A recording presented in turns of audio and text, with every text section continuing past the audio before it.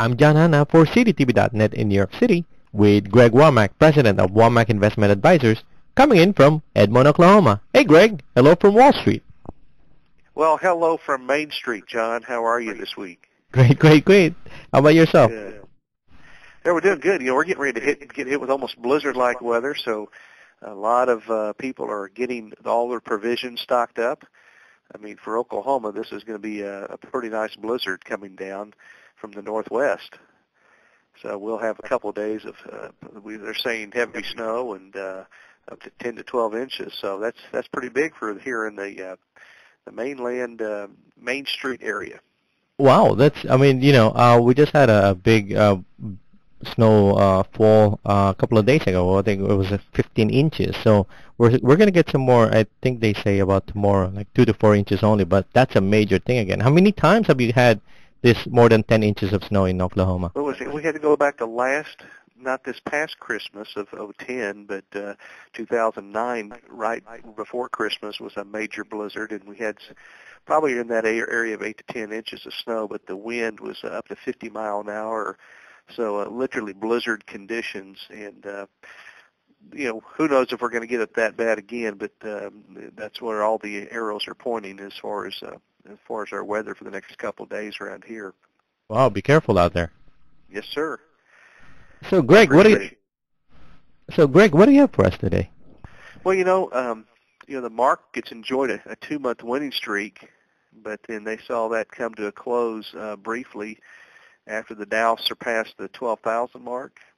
Last week, investors decided protests in Egypt were a pretty good excuse for taking some profits off the table. So, enjoyed a 2-month winning streak, and that came to a close last week. Only the small cap Russell 2000 kept its head above water last week, although the Russell small cap still remains negative for the year.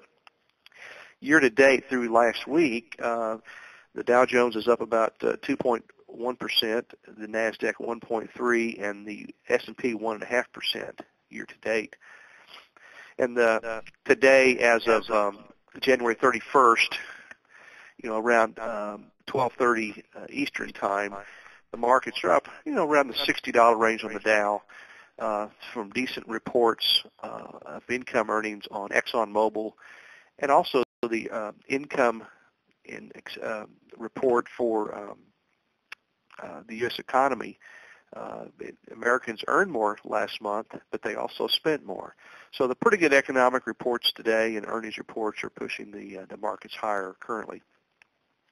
But if we take a look at some of the headlines, the U.S. economy grew faster during the first quarter of 2010 than it had in the previous quarter, according to the Bureau of Economic Analysis.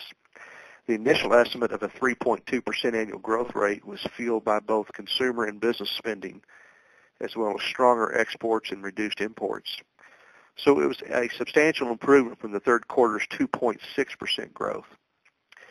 We also had sales of new single-family homes shot up 17.5% in December to its highest level since March, according to the Commerce Department. Those sales for all of 2010 were still more than 14% lower than the year before. So although we're seeing new single-family homes improving, of course we're still off in not performing as well as we did back in 2007. Home prices continue to sag. They fell in November in 19 of the 20 metropolitan areas that are tracked by the S&P Case-Shiller Index. The 1.6% decrease was the sixth straight month of declines in the annual pace of sales. We turn our attention to the Federal Reserve. The Open Market Committee met and pretty much will continue its bond purchases, saying inflation other than food and energy is not strong enough to warrant halting the program. Though the Fed acknowledged that the economy is beginning to recover, it said the recovery is not yet strong enough to improve the employment picture substantially. We take a look at durable good orders for such items such as business equipment and automobiles. It fell 2.5% in December, according to the Census Bureau. The decline was the fourth in the last 5 months, which largely a result of lower numbers for transportation, If you take out transportation equipment, it actually rose 0.5%, though most of that was defense-related spending. Business inventories were up for the 12th consecutive month. And then if you round up the usual suspects, the official commission for our big recession that we had, the Great Recession for 2008, charged the investigation. They came up with causes of the 2008 crisis, said the disaster could have been avoided, but that the warning signs were ignored. The hindsight's everything, isn't it? The report cited failures in corporate governance, regulatory oversight, over-leveraged consumers and companies, ill-prepared policymakers, and systematic breaches of accountability and ethics as key to the debacle, which the report said could occur again if the issues aren't addressed. So quite a blanket, though, of excuses or reasons why the commission thought that we went through this big, huge Great Recession and debt issues that we have today.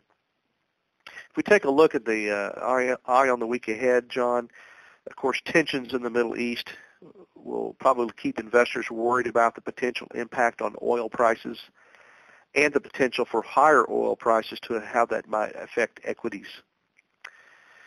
And of course, this week we have Friday's unemployment figures coupled with Monday's data on incomes and spending will suggest the state of the consumer's wallet as earnings reports continue to roll in.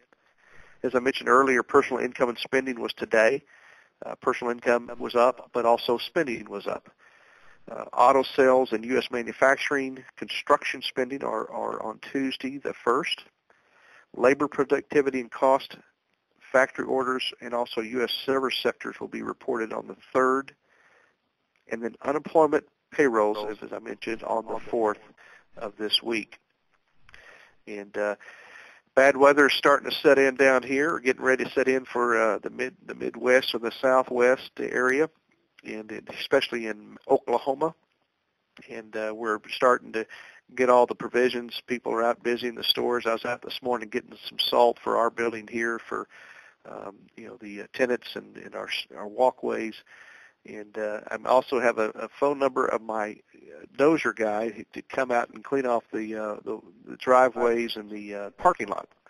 We don't get that much here in Oklahoma, so hopefully all will go well. And we hope that you back home in Wall Street area will have a great week. You too, and be careful out there in the snow.